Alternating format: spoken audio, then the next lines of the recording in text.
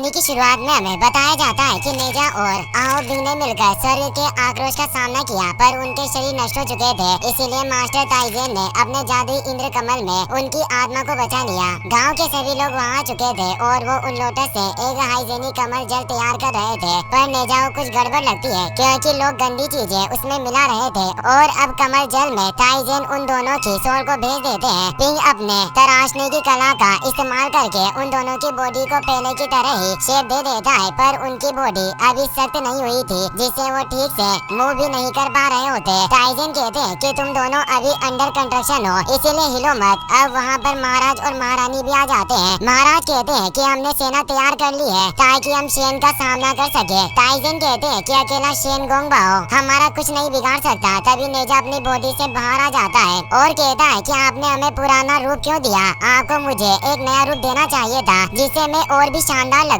महाराज और महारानी को भी ऐसा ही लगता है। पिंग नेजा के अनुसार उसकी फिजिकल बॉडी में बदलाव करता है, पर महाराज महारानी चाहते थे कि नेजा हैंडसम, मजबूत और महान हो, जो सबका राजा हो। पर पिंग अपने हथियार छोड़ देता है क्योंकि वो ऐसी बॉडी नहीं बना सकता और वो नेजा को खुद अपनी बॉडी डिजाइन करने को कहता है। नेजा अब अपनी बॉडी बनाने लग जाता है, पर वो बिल्कुल कार्टून की तरह लग रहा था। इसीलिए महारानी और नेजा कहते हैं कि पहला मॉडल ही सही था और अब वो पिछला रूप ही फाइनल करके ताइजेन नेजा का अग्नि की ताकतों से अभिषेक करते हैं और आओ बिंग का जल तत्वों से अभिषेक करके रिफाइन करने लगते हैं। तभी एक सैनिक आकर बताता है कि समुद्र पर कोई शत्रु दिखाई दिया, शायद हो सकता है कि वो शेन गोंगबाओ हो और वो अकेला आया है। महाराज और महारानी उन्हें रोकने जाते हैं क्योंकि शेन पूरे गाँव को तबाह करना चाहता था ताकि उसकी सच्चाई किसी को पता न चले कि उसने आत्मिक मोती चुराया था। आओ बिंग भी उन्हें रोकने के लिए जाना चाहता था, पर ताइजेन उसे रोक देते हैं और कहते हैं कि तुम्हारा शरीर अभी पूर्ण नहीं हुआ। महाराज की पूरी सेना समुद्र के किनारे पर शेन गोंगबाओ को रोकने के लिए तैयार थी। महाराज शेन से पूछते हैं कि तुम आखिर यहाँ क्यों आए हो। शेन कहता है कि तुम्हें मेरी सच्चाई पता चली है कि मैं लूंग से ड्रैगन के साथ षड्यंत्र रच रहा हूँ, इसीलिए मैंने सोचा कि मैं खुद ही तुम सभी को खत्म कर दूं। महाराज कहते हैं कि चेनतांग पास पर मेरी पूरी सेना मौजूद है और मास्टर ताइजेन भी हमारे साथ है, तुम अकेले हमारा कुछ नहीं बिगाड़ पाओगे।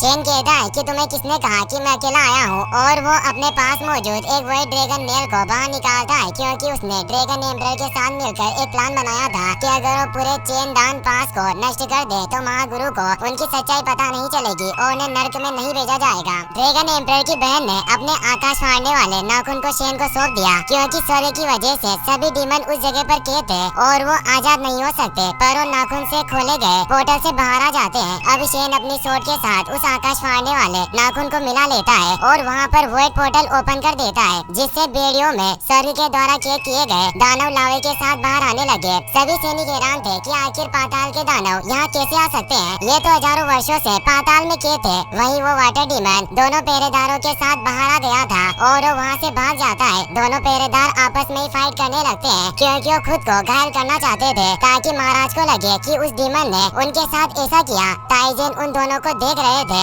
और उन्हें पहरा देने की बोलते हैं। दोनों अपने हथियार से वहाँ एक प्रोटेक्टिव शील्ड क्रिएट कर देते हैं। पाताल के राक्षस चेनदान पास की सेना पर टूट पड़े थे और वो तेजी से सभी सैनिकों को मार रहे थे। महाराज और महारानी भी उन राक्षसों से फाइट करने लग जाते हैं। महारानी अपने सैनिकों को बचा रही थी और डीमंस को मार रही होती है। तभी शेन की नजर एनर्जी शील्ड पर जाती है, इसीलिए शेन उस तरफ जाने लगता है। महाराज और महारानी जब ये देखते हैं तो उसे रोकने जाते हैं। शेन आओ बिंग को जिंदा देखकर खुश होता है। आओ बिंग बताता है कि ताइजेन मुझे नया शरीर दे रहे हैं, इसीलिए आप ये युद्ध बंद कर दीजिए। पर शेन नेजा को मारना चाहता था, इसीलिए वो उस डाल को तोड़ने लग जाता है, पर वो उसे नहीं तोड़ पाता। इसीलिए ताइजेन उसे चिढ़ाने लगता है कि तुम इसे तोड़ नहीं सकते। तो शेन अपनी सोर्ड का इस्तेमाल करके एक और पोर्टल ओपन कर देता है जिससे ड्रैगन एम्परर के तीनों भाई बहन उस पोर्टल से बाहर आ जाते हैं, जो एक साथ मिलकर उस डाल को तोड़ देते हैं और इससे एक तेज धमाका होता है। महाराज और महारानी भी दूर गिर जाते हैं, पर आओ बिंग ने नेजा और ताइजेन को बचाने के लिए एक प्रोटेक्टिव शील्ड एक्टिवेट कर दी थी जिससे वो बच जाते हैं। पर इससे आओ बिंग का शरीर कमजोर पड़ रहा था जिससे उसमें क्रेग उत्पन्न होने लगे। ड्रैगन एम्परर को भी पता चल जाता है कि उसके बेटे की जान खतरे में है, इसीलिए वो अपनी स्पीड के साथ बाहर आ जाता है और अपने बेटे को संभालता है। आओ बिंग कहता है कि मैं अपने लोगों को बचाने में नाकाम रहा। ड्रैगन किंग कहते हैं कि मैं सिर्फ यही चाहता हूँ कि तुम सुरक्षित रहो, मेरे लिए यही काफी है।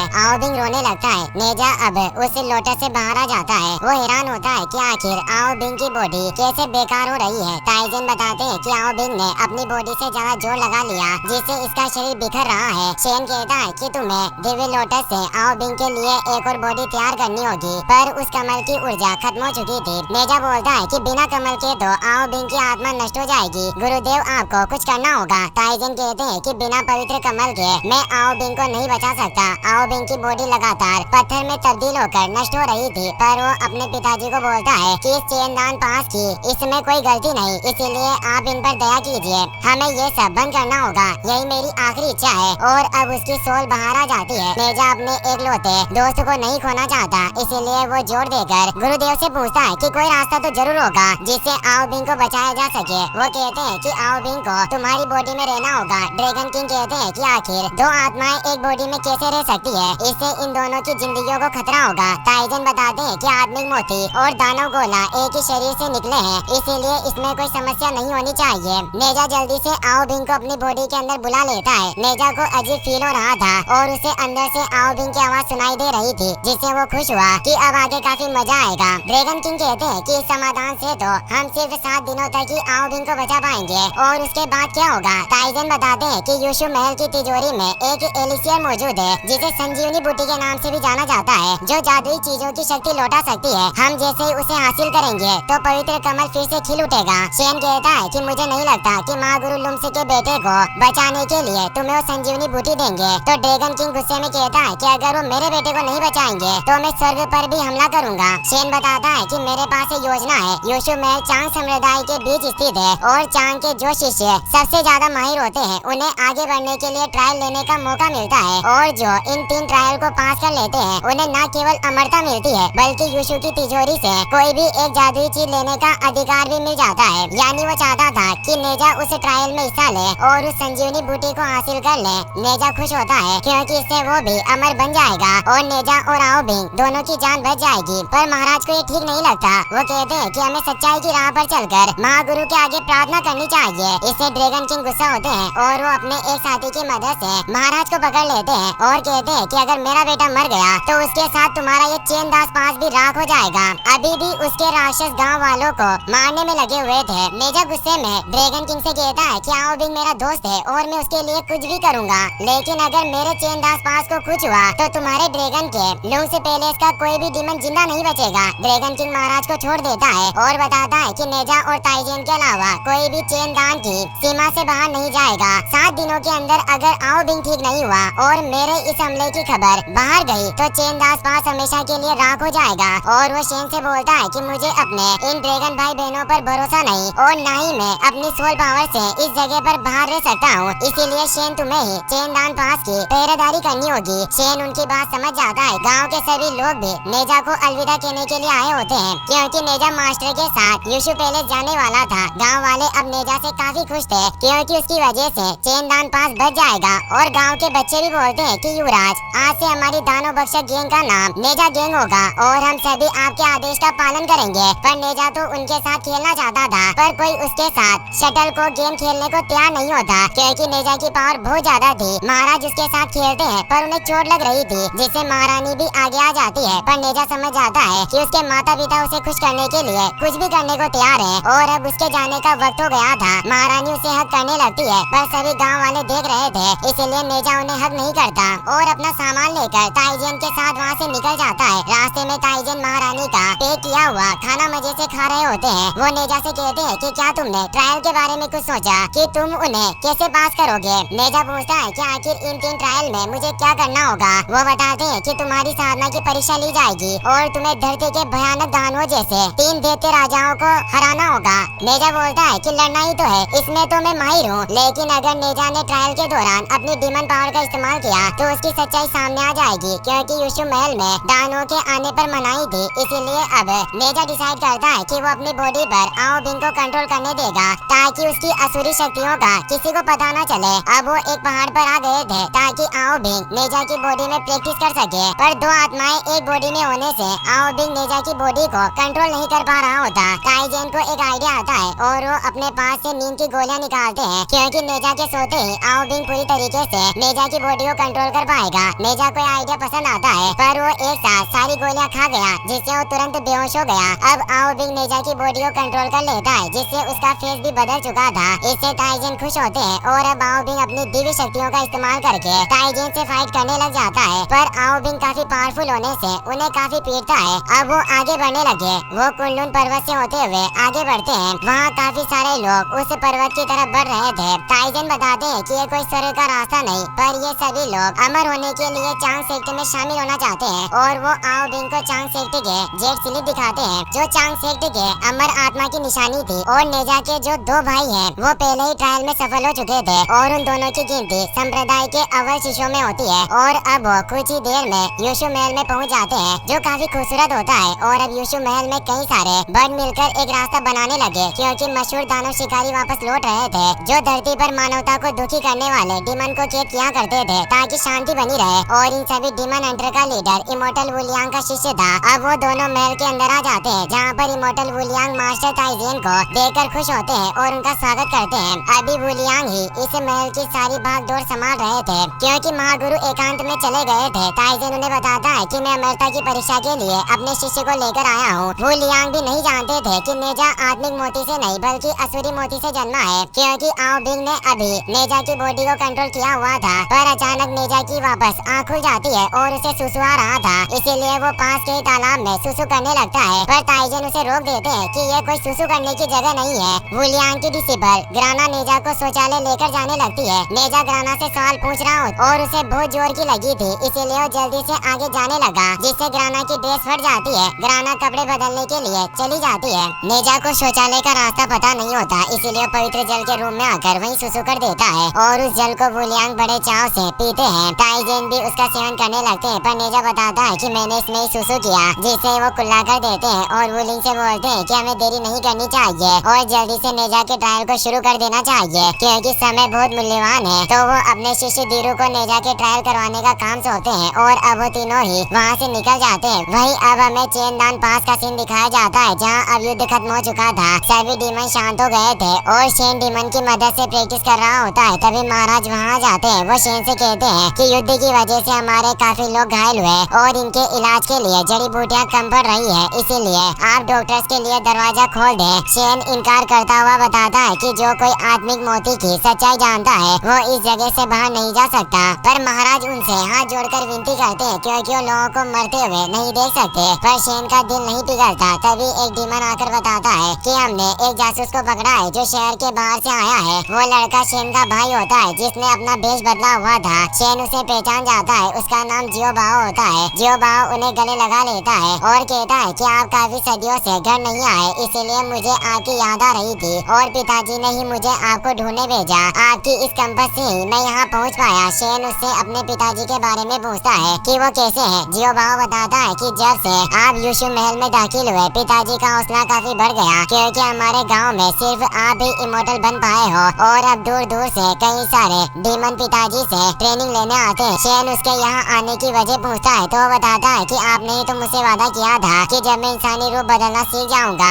आप मुझे यूशु महल ले जाओगे, पर वो अभी भी परफेक्ट तरीके से भेष बदलना नहीं सीखा होता। जियो बाई को लगता था कि उसके भाई न्याय प्रेमी है और वो किसी के साथ अन्याय नहीं करते और न ही बुराई का साथ देते हैं। पर वो इतने सारे डीमन को देखकर पूछता है कि आखिर आपने चेनदान पास को क्यों घेर रखा है। शेन के पास कोई जवाब नहीं होता। महाराज उस लड़के का दिल नहीं तोड़ना चाहते, इसलिए वो कहते हैं कि तुम्हारे भैया हमारे चेनदान पास की हिफाजत कर रहे हैं। बुरी शक्तियों ने जब हम पर हमला किया तो मास्टर शेन और समुद्री डीमन ने हमारी मदद की, जिसकी वजह से हम इनके शुक्रगुजार हैं। जियो भाई इससे काफी खुश होता है, पर शेन उसे कहता है कि मैं तुम्हें अभी यूशु महल लेकर नहीं जा सकता, क्योंकि अभी मैं टॉप 12 इमोर्टल में शामिल होने की तैयारी कर रहा हूँ। तो जियो भाई भी मान जाता है, पर वो काफी दुखी हो गया, इसीलिए शेन उसे अमरता की गोलियां देता है और अब जियो भाई वहाँ से चला जाता है। शेन महाराज के साथ के लिए उसे थैंक्स कहता है और अब शेन भी गाँव वालों की मदद करने के लिए तैयार था, इसीलिए अब वो खुद जरूरत की सभी जड़ी बूटियों को लेकर आता है। वहीं अब हमें डागो के पर्वत का सीन दिखाया जाता है, जहाँ बीवर डीमन रहा करते थे। नेजा को अपने फर्स्ट ट्रायल में उन सभी डीमन को पकड़ना था। बीवर का डीमन लीडर नेजा से लड़ने के लिए आता है, तो नेजा आओ बिंग को जागृत करने के लिए एक नींद की गोली खा लेता है। आओ बिंग अब अपनी पावर का इस्तेमाल करके एक दीवार को तोड़ देता है, जिससे बीवर लीडर डर गया और वो अपने सेनापति को उससे लड़ने भेजता है। पर तभी नेजा वापस से जाग जाता है, क्योंकि गोली का असर खत्म हो गया था। नेजा और आओ बिंग परेशान होते हैं। नेजा नींद निकालने के लिए बहुत सारी गोलियां खाने लगता है, पर सभी सेनापति नेजा पर हमला कर देते हैं, जिससे वो वो भागने के चक्कर में बच नहीं पाता और वो पूरी गोलियां उन बीवर डीमन के सूप में जाकर गिर जाती है। सेनापति काफी खुश होता है कि उसने नेजा को हरा दिया। टाइजन और धीरू भी ये सब देख रहे थे। धीरू कहता है कि शायद हमें परीक्षा बंद करनी चाहिए। मुझे लगता है कि नेजा को थोड़ी और मेहनत करने की जरूरत है, पर टाइजन उसे कहते हैं कि नेजा शरारती है तो वो सिर्फ दानों से खेल रहा है और कमजोर होने का नाटक कर रहा है। नेजा देखता है कि उसकी सारी गोलियां सूप के साथ मिल चुकी थी, इसीलिए नेजा उस पूरे सूप को ही पीने लगता है, पर वो बहुत गंदा था। बीवर लीडर को लग रहा था कि नेजा कमजोर है, वो उसे हरा देगा, इसीलिए वो हथियार लेकर नेजा की तरफ बढ़ने लगा। पर आओ बिंग के जागृत होने से आओ बिंग उसे काफी दूर फेंक देता है और अब आओ बिंग उस डीमन को बुरी तरीके से मारने लग जाता है। बीवर लीडर हार मान लेता है, पर तभी नेजा को उल्टी हो गई और वो वापस से जाग जाता है। सेनापति को लग रहा था कि वो नेजा को हरा सकता है और नेजा अपनी आसुरी शक्तियों का इस्तेमाल नहीं कर सकता था, इसीलिए बीवर उसे बुरी तरीके से पीटने लग जाता है। नेजा सोचता है कि मैं ट्रायल में हार नहीं सकता, मुझे अपने माँ बाप और पूरे चेंदान पास को बचाना है, इसलिए वो अपनी की हुई उल्टी को ही पीने का दृढ़ निश्चय कर लेता है। पर उल्टी देखकर ही उसे वापस उल्टी हो जाती है और सेनापति उसे जोर जोर से किक मारता है, जिससे वो पत्थरों के पास जा गिरा और अब पत्थर नेजा पर गिरने की वजह से सभी डीमन को लग रहा था कि नेजा का काम खल्लास हो चुका है। पर नेजा सिर्फ बेहोश हुआ और उसके बेहोश होने की वजह से आओ बिंग जाग गया था और अब वो उस सेनापति को बहुत ही बुरी तरीके से मारता है और सभी डीमन के साथ दूर फेंक देता है, जिससे सभी डीमन वहाँ से भागने लगते हैं। पर धीरू अपने सभी साथियों की मदद से उन्हें घेर कर गिरफ्तार कर लिया जाता है। आओ बिंग पूछता है कि आखिर आप सबको क्यों पकड़ रहे हो। धीरू कहता है कि ये डीमन इंसानों को तकलीफ देते हैं, इसीलिए हम इन सभी को यीशु महल लेकर जाएंगे, जहाँ इन्हें बुराई के रास्ते से हटाकर अच्छाई के रास्ते पर चलना सिखाया जाएगा। और अब वो सभी डीमन को पकड़कर यीशु महल आने लगते हैं। नेजा ने अपने फर्स्ट ट्रायल को पास कर लिया था। सभी लोग नेजा को देख रहे थे और कहते हैं कि ये जिंजा और मूजा का छोटा भाई है जो आत्मिक मोती का पुनर्जन्म है। नेजा अपनी तारीफ सुनकर खुश हो रहा था, पर एक आदमी कहता है कि यह देखने में बिल्कुल भी एक युवराज की तरह नहीं लगता, बिल्कुल भूत जैसा लग रहा है। नेजा को काफी गुस्सा आता है और वो एक पिलर को उखाड़कर उसे मारने जाने लगा, पर टाइजन उसे रोक लेते हैं। शाम को विलियम, नेजा और बाकी सभी शिष्यों को अपने पास बुलाते हैं, क्योंकि आज 6 सितारे एक कतार में आने वाले थे, जिससे जेट पोर्ट में सभी अपने भाइयों से मिल सकते थे, यानी सभी गोल्डन इमोर्टल्स वहाँ आने वाले थे। कुछ ही देर में चांग संप्रदाय की सभी अमर आत्माएं वहाँ जाती है, क्योंकि धर्म युद्ध कभी भी छिड़ सकता है, इसीलिए सभी इसी मुद्दे पर चर्चा कर रहे थे। चांग के एक इमोर्टल बोलते हैं कि हाल ही में जीए सेक्ट ने भी बहुत तरक्की की है, इसीलिए हम सभी को उनसे होशियार रहना होगा और अपने सेक्ट को मजबूत बनाने की पूरी कोशिश करनी चाहिए। विलियम बोलते हैं कि आप सभी ने बिल्कुल ठीक कहा, मैं कब से इसी की तैयारी कर रहा था और उन्हें अपनी तैयारी की हुई 9000 इमोर्टल से फिर से दिखाते हैं। एक इमोर्टल कहते हैं कि इन गोलियों से हमारी पावर काफी बढ़ जाएगी, पर आपके पास इतनी सारी फिर से कहाँ से आई। ग्राना कहती है कि गुरुजी ने अपनी साधना को दांव पर लगाकर तायान कुंड के साथ कड़ी मेहनत से ये गोलियां बनाई है। सभी इमोर्टल इसके लिए वुलियांग का शुक्रिया अदा करते हैं। वुलियांग अब इस सभा को संपन्न करते हैं, पर एक इमोर्टल बताता है कि जिंजा और मूजा मेरे और पूजियान के डिसिपल हैं और वो सालों से दूर रहकर साधना कर रहे हैं, इसलिए वो अपने छोटे भाई नेजा से कभी नहीं मिले और अभी इस सितारों के संगम को खत्म होने में थोड़ा वक्त है, इसीलिए हमें इन भाइयों की मुलाकात करवा देनी चाहिए। पर नेजा डर जाता है और वो नीचे आ गया, क्योंकि उसे लग रहा था कि वो उसकी शक्ल देखकर उससे प्यार नहीं करेंगे, इसीलिए वो नींद की गोलियां ले लेता है ताकि उसकी जगह आओ बिंग उनसे मिल सके। आओ बिंग अब ऊपर आ जाता है, जहाँ अब नेजा की वजह से आओ बिंग उन दोनों भाइयों से बात करता है। जब सितारों का संगम खत्म हुआ तो वहाँ से चले गए थे, पर आओ बिंग की आंखों में आंसू थे। नेजा इससे हैरान था। आओ बिंग बताता है कि तुम्हारे भाई बहुत अच्छे हैं और वो तुम्हारी काफी फिक्र करते हैं, जिससे मुझे मेरे भाइयों की याद आ गई, पर वो अब नहीं रहे। नेजा भी इससे इमोशनल हो जाता है और आओ बिंग से कहता है कि मुझे बचपन से काफी गुस्सा आता है और हम दोनों ही दानव पैदा हुए, जिससे हमारे पेरेंट्स को